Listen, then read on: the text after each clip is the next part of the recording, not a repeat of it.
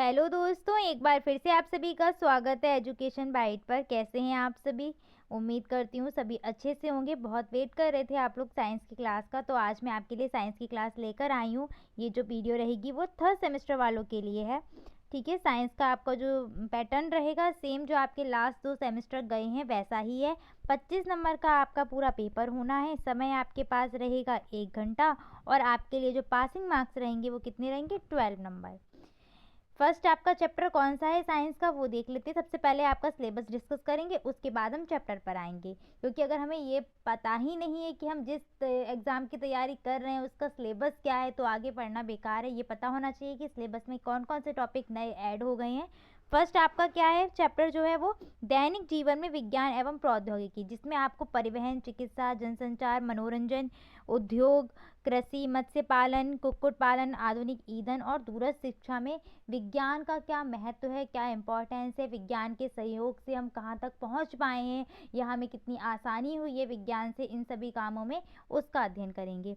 इसके बाद आते हैं जिसमें आपका लास्ट में लिखा भी है सेंटेंस, मानव समाज को विज्ञान एवं प्रौद्योगिकी से लाभ और हानियाँ। तो वही विज्ञान की उपयोगिता हमारे जीवन में क्या है, किस किस तरीके से उसमें हमें फ़ायदा हो रहा है, विज्ञान से क्या क्या नुकसान हो रहे हैं उनका। आगे आते हैं नेक्स्ट है आपका दाब तथा वैज्ञानिक यंत्र। ये आपका फिजिक्स का टॉपिक है जिसमें आपको दाब, वायुमंडलीय दाब क्या होता है, क्या उपयोग है, क्या इसका वो यंत्र है जिससे ये मापा जाता है, गलनांक, क्वथनांक, प्लावन बल, उत्प्लावन बल जो आपने सुना होगा ना, फ्लोटेशन, और आपका ये सभी का अध्ययन करना है जिसमें आपका आर्किमिडीज का सिद्धांत आ जाएगा और साथ साथ आपको घनत्व भी पढ़ना पड़ेगा। आर्किमिडीज का सिद्धांत आप लोगों ने पढ़ा होगा जब आप शायद 7th या 8th क्लास में होंगे, वहाँ पर आपको ये मिला होगा। नेक्स्ट आते हैं थर्ड आपका चैप्टर है जीव जंतुओं के बाह्य एवं आंतरिक आंतरिक अंगों के कार्यों में विविधता। यानी कि जीव जंतुओं में जो अंदर के अंग जैसे हार्मोन्स हो गए हैं और भी चीज़ें हैं, कौन से जंतु एक कोशिकीय होते हैं, कौन बहुकोशिकीय होते हैं, तो ये मैंने आपको लास्ट सेमेस्टर में भी करवाया था, एक कोशिकीय बहुकोशिकीय वैसा ही सेम है। बस क्या क्या हार्मोन में डिफरेंस होगा, कौन से पादप हार्मोन है, कौन जंतु हार्मोन है, इस प्रकार के आपको देखना पड़ेगा इस चैप्टर में। नेक्स्ट आते हैं, नेक्स्ट आपका चैप्टर रहेगा सूक्ष्म जीवों की दुनिया, जिसमें आपको सूक्ष्म जीवों के बारे में पढ़ना पड़ेगा। जैसे आपका बैक्टीरिया हो गया, वायरस हो गया, फंगी हो गया, यानी कि विषाणु, जीवाणु, प्रोटोजोआ, कवक, इन सभी का अध्ययन करना पड़ेगा। ये क्या होते हैं, इनसे क्या क्या लाभ होता है, क्या क्या हानियाँ हैं, कुछ आपका जो फंगी वगैरह है इनसे दवाइयाँ भी बनती है, तो क्या क्या उपयोग करते हैं इनका, कहाँ कहाँ पे यूज़ किया जाता है, ये सभी आने हैं और इनसे होने वाले सारे रोग वगैरह भी आपको पढ़ने पड़ेंगे। नेक्स्ट आते हैं प्राकृतिक संपदा का संरक्षण एवं ब्रह्मांड में जीवों का विलुप्तीकरण। ये आपका चैप्टर रहेगा बायोलॉजी का, जिसमें आपका प्राकृतिक संपदा यानी कि प्रकृति से जो चीज़ें प्राप्त हो रही हैं उनका संरक्षण कैसे करना है, और जो जीव विलुप्त होते जा रहे हैं, कुछ ऐसी प्रजातियां हैं जीवों की जो धीरे धीरे समाप्त होती जा रही हैं, वो जीव जंतु आगे देखने को नहीं मिलेंगे, तो उसका अध्ययन करना है। इसके बाद आपका टॉपिक रहेगा जो 6th चैप्टर रहेगा वो है कार्बन एवं उसके यौगिक। ये आपका केमिस्ट्री का टॉपिक रहेगा जिसमें आपके कार्बन का, एथेन, मैथेन, ये सभी आपको पढ़ना पड़ेगा। ईंधन क्या होता है, पेट्रोल क्या होता है, पेट्रोलियम के क्या क्या उपयोग हैं, ये सभी आपका आएगा। नेक्स्ट चैप्टर आपका रहेगा असंक्रामक रोग। संक्रामक रोग आपने लास्ट सेमेस्टर में पढ़े हुए हैं, अब इस सेमेस्टर में आपका असंक्रामक रोग है जिसमें आपका मधुमेह, डायबिटीज़ जो बहुत ही ज़्यादा चल रही है वो, उच्च रक्तचाप यानी कि आपकी BP, blood pressure, high blood pressure और लो ब्लड प्रेशर, इसके बाद दिल की बीमारियां और इनके क्या क्या उपचार रहेंगे वो सभी देखना पड़ेगा।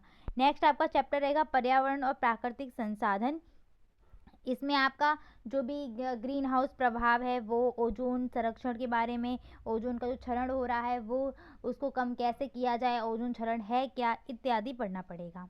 मनुष्य का मतलब जो जीव जंतु हैं उनका मनुष्य के जीवन में क्या योगदान है, पेड़ पौधों का क्या योगदान है, इत्यादि इसमें आ जाएगा।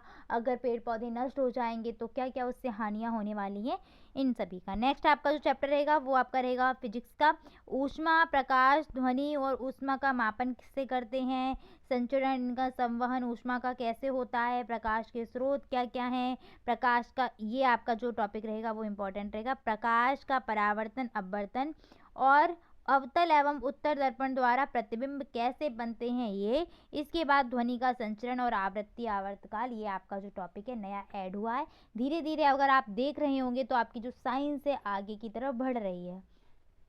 जैसे आप पढ़ते हुए आए होंगे ना साइंस, जितना आपने पढ़ा होगा ना 8th तक या 10th तक, आपको सारी साइंस वही मिलेगी। साइंस एक ऐसा सब्जेक्ट ना जो 10th तक कॉमन रहता है, सबके पास ही रहना है साइंस। तो जितना आपने पढ़ा होगा ना 8th तक या फिर 10th तक, वही सारी चीज़ें आपको अब मिलती जाएंगी, और धीरे धीरे थोड़ा और ये बड़ा हो जाएगा पोर्शन, बस। ठीक है, आगे जो सेमेस्टर होगा वहाँ पर आपको विद्युत वगैरह भी देखने को मिल जाएगी। तो इतना आपका सिलेबस रहा। ये नीचे आपको इंग्लिश में भी सिलेबस दिया, अगर किसी को देखना है तो आप देख सकते हैं।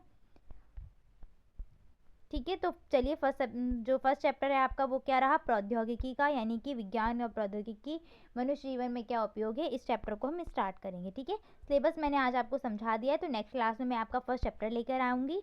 कोई भी डाउट हो इसमें तो आप पूछ सकते हैं, और परेशान नहीं होना है आपको। जल्दी ही साइंस के चैप्टर की क्लास मिलेगी। जितना हो सकेगा मैं आपको कल ही क्लास दे दूँगी आपके फर्स्ट चैप्टर की।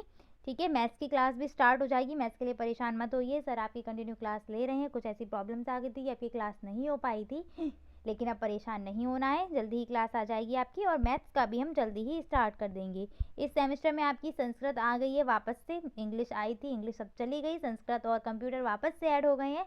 तो संस्कृत और कंप्यूटर का भी आपको पढ़ना पड़ेगा। थोड़ी संस्कृत अब आपकी थोड़ा सा लेवल बढ़ जाएगा संस्कृत का। और ये जो संस्कृत आप इस सेमेस्टर में पढ़ेंगे, जो बच्चे टेट या सीटेट में संस्कृत लेने वाले होंगे, उनके लिए संस्कृत बहुत काम की रहेगी, दोनों सेमेस्टर की, फर्स्ट सेमेस्टर के भी और थर्ड सेमेस्टर के भी। तो अच्छे से पढ़िएगा संस्कृत को। मिलते हैं नेक्स्ट क्लास में। Thanks for watching and please like share and subscribe my channel. Bye, take care.